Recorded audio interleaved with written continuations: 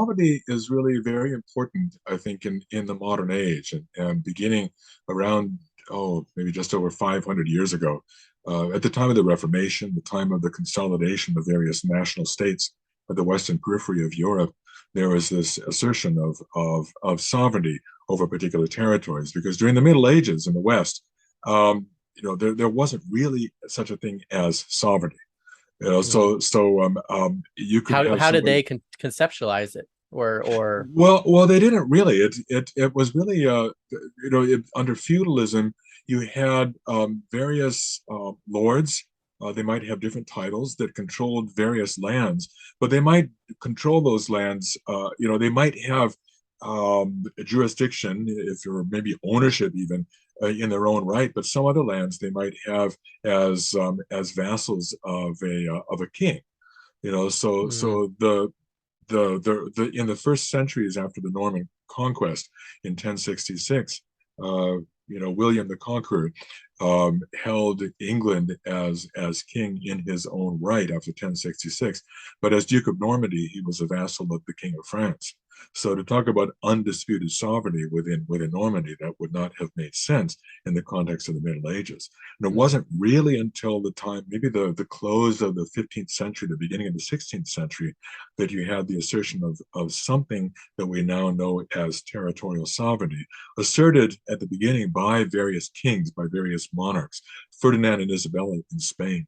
The Bourbon monarchs in France, the Tudors and the Stuarts in England and Scotland.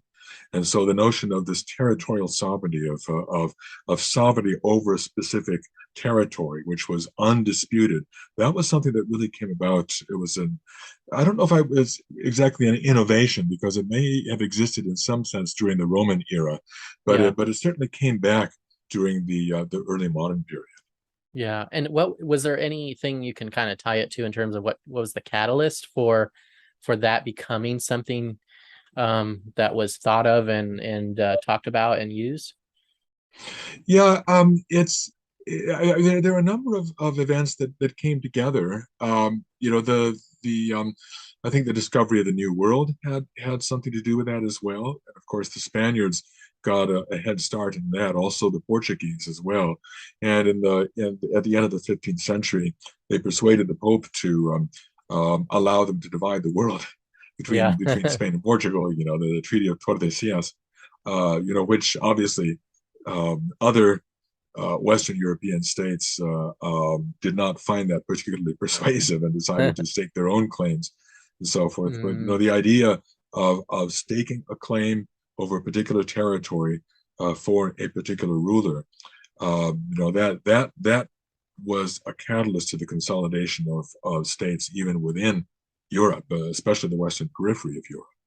yeah. And was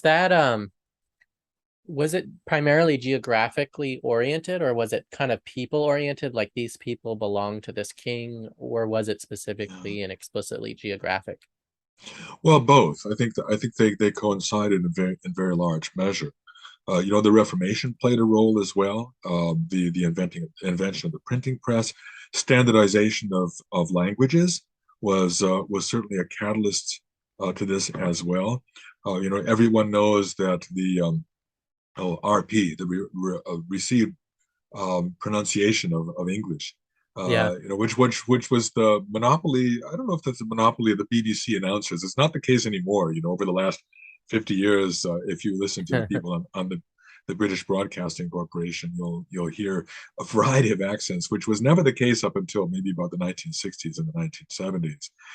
But standardization of languages as well. We take that for granted in North America, but in Europe, from one side of a country to the next, you could have vastly different dialects of the same language. Certainly, that's the case with English.